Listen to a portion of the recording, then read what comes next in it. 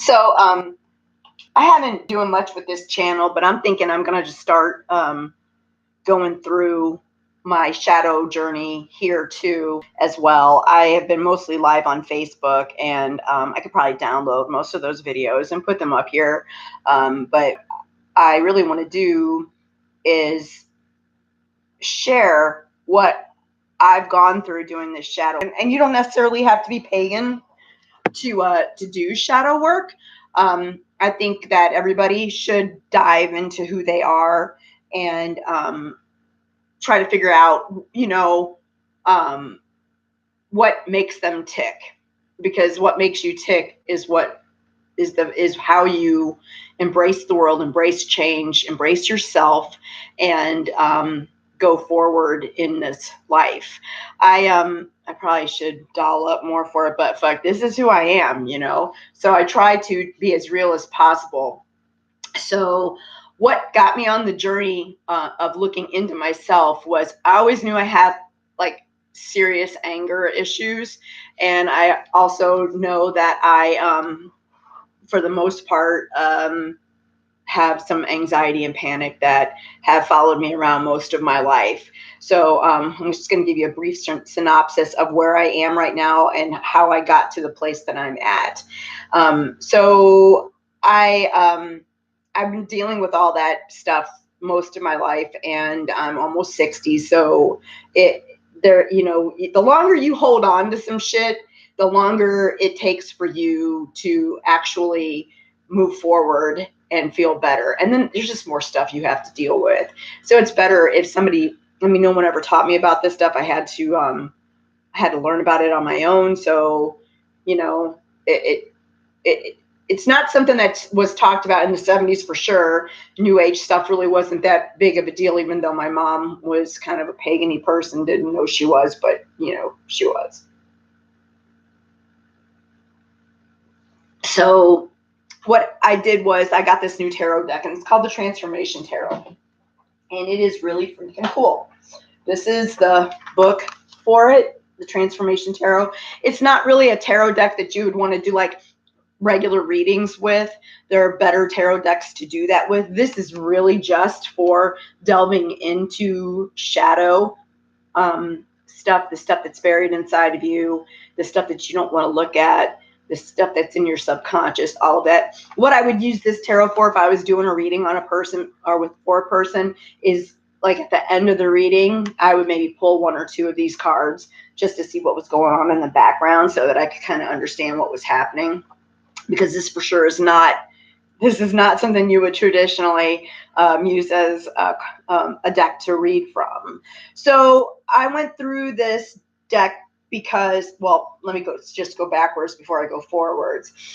I had a moment in the last few months where my anger was really, really bad, and I was starting to really fucking worry about what was going on with me mentally. Plus my anxiety and depression was super, super bad. It culminated in a moment of a giant family brawl. Not really like physically, but I think I scared everybody in the house. And it was because my son and his now fiance had announced they were getting married. And I'm not that mother. I have tried to marry my kid off to every single girlfriend he's ever brought into the house, but for whatever reason, no, I know what reason it was. This one, it didn't mesh with me. And the reason why it didn't mesh with me is because she's a lot like me, and she's gone through a lot of the same stuff that I've gone through. So it was definitely me having to look at myself. She was mirror to me, and that brought me to a place where I actually decided I really need to get some help. So I have a therapist now. I got on medication, and then this shadow work presented itself, and I'm like, let me take a look at that and see what all of that is. So I have a good friend who said to me, you need to pull some of these cards out and see which ones resonate with you. Don't just like draw a random card, but actually physically go through the deck and see which of these cards resonate with you. So I pulled 23 cards, and the very first card was the 5 of Discs, which was releasing stuck energy. And for sure, I had that.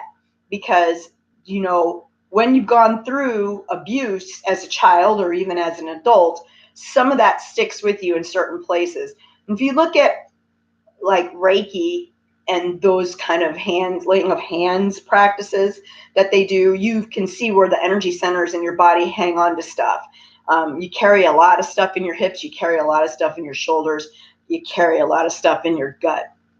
And so I knew that I had stuck energy and I knew I needed to deal with it. The following week was the 10 of Swords, which is leaving the story. So that was all about me not listening to my inner dialogue and the story that other people had told about me my entire life, including my parents, other extended family members. I had to learn that just because somebody narrated my life, it didn't need to be my life, and that I could just move on and write my own story. And so that's what I did. And what I did with these is like I pull one of these cards every week, and then every day during the week I ask, how do I release the stuck energy? How do I leave the story every day of that week? That's what I do. And then I journal what happens and what the cards say and what I feel about each one of those things. So after leaving the story, the next one was healing the inner child. And obviously that needed to be done because most of my trauma happened to me as a very young person. My parents were alcoholics, drug abusers, and just generally not very stable fucking humans. And I carried a lot of their baggage for them because both of them would tell me their terrible stories of things they were doing and didn't want me to tell anybody else what I heard. They didn't want me to tell anybody what I saw in the house when they were going through their violent moments and whatnot. So I have, and I still have, a lot of stuff I need to work through where that's concerned. Then I got the Crone, which is the Light of Introspection. That card reminds me a lot of fucking album cover from Led Zeppelin's Zoso with the hermit on the hill holding up his lantern and shining the light down. Even though it's introspection, you sort of have to be a hermit going inside of the cave, which is inside of yourself, to kind of look at all the things that need to be dealt with. What are you doing? How can you change it? How can you reframe situations and things that come up in your head to be different and better than the last time that you had them? And then attending emotional needs was just trying to reroute and remake some new neural pathways. That was the Server of Cups that I got. And Server of Cups is much like a page, and a page is a messenger. So it was like listening to the messages of, you know, my emotions and what was going on, because that's what cups are traditionally in tarot, is your emotions. And today I got the Three of Swords, moving towards freedom. So here's the thing. In a traditional deck, Three of Swords would be a heart with three distinct swords going through it. The heart is probably the most colorful thing on the card, very red. The swords have three different hilts with different pommels and different ornamentation on them. And it's truly about a broken heart and, you know, the sadness that goes along with it. But in the suit, it's mental wounds, I would imagine, because air is associated with swords, and swords are all about your mental place. And so this card is entirely different. It is a butterfly in the grass, just transformed and leaving the story, because butterflies are free and moving out of one phase of existence into another. And so moving towards freedom to me is perfect for where I am today. And it sort of seems like light and breezy. And I didn't even look at the card until after I wrote in my journal about it. But I'm not naive enough to believe that just because I feel like, oh, this is going to be a light and breezy card, that this week's lesson is going to be light and breezy and easy. I'm hoping that I get that this week, but I might not. So I'm just going to be ready for whatever. Also, by the way, I'm not very good at meditation, which has been part of what my therapist has wanted me to do. And part of any spiritual practice should be meditation and prayer. I just started doing both of those things. I've only really been consistent with the meditation and not the prayer so much, but I'll delve into that too. You can't make too many changes all at once or none of them will fucking stick. But this is day 8 and I've meditated 8 days, and I had some revelations about that I'll share as well. So we talked about all the things that happened, and where I moved from each card into this week, which was freedom, or at least moving towards freedom. It's about the stability. 3 is a number of stability, and it's a triangle, right? And so what brought me to this place was a love triangle, even though it isn't a love triangle in the sense of there's, one person and 2 other lovers or whatever that is. A love triangle can be stable as well. It can be you, your spouse, or a therapist. It can be like it was with me, with my kid, his fiance, and I. So I had to start looking at the stability of it and realizing I was not the stable leg. And it made me take a look, like I said before, at why I was reacting the way that I did. And so during the last 2 weeks, I had another giant argument with people in my family, but this had been long coming. It had been 34 years in the making. And I released all of those people and things, which allowed me to finally see things in a more clear picture of what was going on with me and my kid and his fiance, and also what was going on with me and why I continue to react the way that I do. Lots of repeating patterns. And what's funny too is in my tarot readings for my own self, I tend to get a lot of repeating cards. I don't see new ones very often, but I tend to get a lot of major arcana. So I get the Crone a lot. I get the High Priestess a lot. I get the Chariot a lot. I get the Hangman a lot. I get the 3 of Swords a lot. I get the 8 of Pentacles a lot. I get a lot of I don't get a lot of emotion cards, the cup cards, but I get a lot of the same stuff over and over again. So it's time to carve some new neural pathways and deal with things in a little different way. And so I had to learn that sometimes the vision that I have so you have an idea of what your kid's life's going to be like and who he's going to marry and how it's going to be this really great big thing that you're going to have where it's going to be all, I'm going to finally get the daughter that I wanted. And it's not always the way that you think it's going to be. And instead of reacting to that kind of stimuli, I need to learn to step back from stuff and actually just take a look at things and decide, how do I want to handle things? Because I don't like it when people ask me to make changes about who I am. So to look at other people and expect that they're going to be different, or that they're going to live their life differently, or things that they're trying to do in their lives should be done differently, that's not very fair of me. So I have to learn to let people do and say what they're going to do, because sometimes the universe has other ideas about how things are supposed to happen and what is involved. I have to have more of a fluid mind so that I can be more accepting and open up to new ideas and new situations and visions of what reality is. I need to be able to know that there's always a different way of looking at things, and to stop before I speak and before I try to defend or whatever it is. A lot of my problems where my conflict comes up, the reason that happens is because I feel disrespected, I feel not heard, and I feel like people are trying to change who I am. I am definitely the black sheep of my extended family. And it took me until 2 weeks ago to finally get to a place where I am totally fucking fine with that.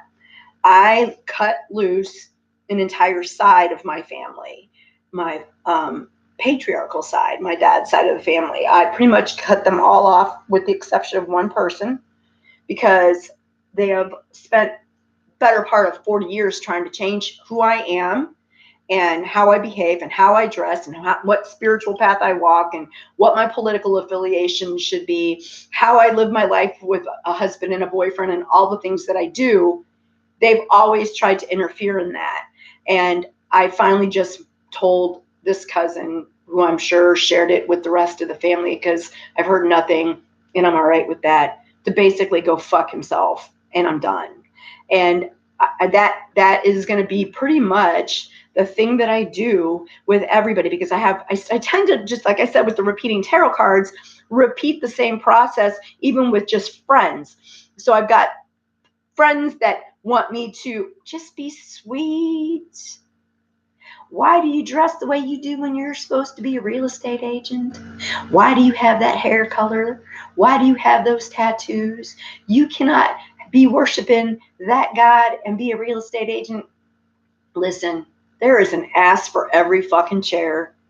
I am not going to let people tell me those things anymore. This morning I truly decided that what has to happen, because it's going to come up again, it's come up a million times, is I need to have a conversation with people when they look at me and tell me things need to be different about the way I present myself to the world. Because I think I'm pretty fucking cool. And I like who I am. So if this person sitting across from me thinks that I need to make a change in my life, or I need to be different to make them feel better, then maybe I'm not their cup of tea. And I will love you from a distance, but you do not have to be around me, and I don't need to be around you. It's totally fine. You know, we can have a very superficial relationship, and those are okay. I have found my tribe and my family by releasing the people and family around me that did not love me the way that they should. And I think everybody can do that. I think that when you start diving deep into the shadows of yourself and the scary parts that you don't want to look at, and you start bringing those up to the surface, A, you start to see that they are not that scary, that you made a bigger deal out of shit than that really needed to be made. And B, you have opened up chairs and opportunities for yourself that once inhabited stale old things that in people that you don't need anymore. So it's me who's in charge of my peace and how I react to stimuli. And I will never give my power away again, either in how I am or how I react to things. And so that's pretty much it in a nutshell. I'll be back tomorrow to when I draw the next card, because now what's going to happen is every day I will expound on moving towards freedom by asking my tarot deck, how do I do that and move forward? I also wanted to tell you a little bit about the prayer thing. As pagan people, it's really kind of funny with prayer, right? When I first became pagan, I did not want to hear about that shit. I did not want to pray. I didn't want to do any of that stuff. And I kind of carried that with me for the last 20 years of my journey in paganism. But I was watching a Russell Brand video the other day here on YouTube, and I saw that he talked about prayer and how he did it, and what he looked at it as a connection between him and the divine source of how he could give gratitude and blessings to other people so that he could continue to be a help towards other people. I don't know if I could find it fast enough to tell you what I did. I know. Here it is. So it's not so bad. This is what I did on October 15th. It was my prayer to gratitude for the body that I have that moves me, because I'm 58 years old. My ass exercises 5 days a week. So that's pretty fucking good. For the family that I have, like the family, not my blood relation, but the new family I have, that I can meet needs for people, that I be useful for the day, that I have no anger, and I be helpful and healing for anyone who needs it. So I can share my story of my mental illness and my shadow work journeys, and to help people who need to control and release things in their lives like I'm working on. To awaken to the science of nature. So in the political climate we're in right now, right? It's a scary place to be. And there's so much stimulus coming from our televisions and our social media and all of that stuff. I've chosen to spend time in nature. I'm in Florida, so it makes it a little easier than some places. But man, if you're up north and you get to experience 4 seasons, I really encourage you to spend some time out there, even on the coldest days. You should go outside. If you can have access to a thunderstorm and be outside in it at some way where you're, not like going to be a lightning strike, but whatever, I think you should go out there and spend time in it. If you start to get in tune with what's going on around you in Florida, when the first cold snap is going to come, because the cypress trees drop their leaves. They look dead, like sticks out of the ground. And the grass starts to go dormant. Our grass is still growing like crazy. We're not ready yet. The cold's not coming yet. Also down here, when there's going to be serious storms, we have bugs that are called cicadas. They're insects, not just bugs, insects. And they sting all the time when it's warm outside. And especially during hurricane season, you can know when the cicadas stop the singing, some storm is coming and it's bad. So animals and insects tell you things. So I want to be in tune with nature and be in alignment with the patterns so that I can be more connected to my higher self, to my God and my goddess, and to create my own reality with no limitations to who I am, and to rewrite my story so that I can be who I want to be, so I can be limitless, so I can help other people. That's how I want to pray, because then it doesn't feel like I'm just going to McDonald's and ordering through the drive-through from God and saying, this is what I want and this is when I want it.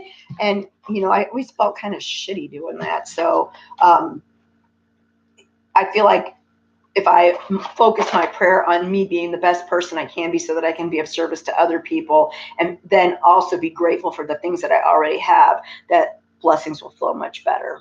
So, yep, that's what we're doing. Well, that's what I'm doing. So, see you tomorrow.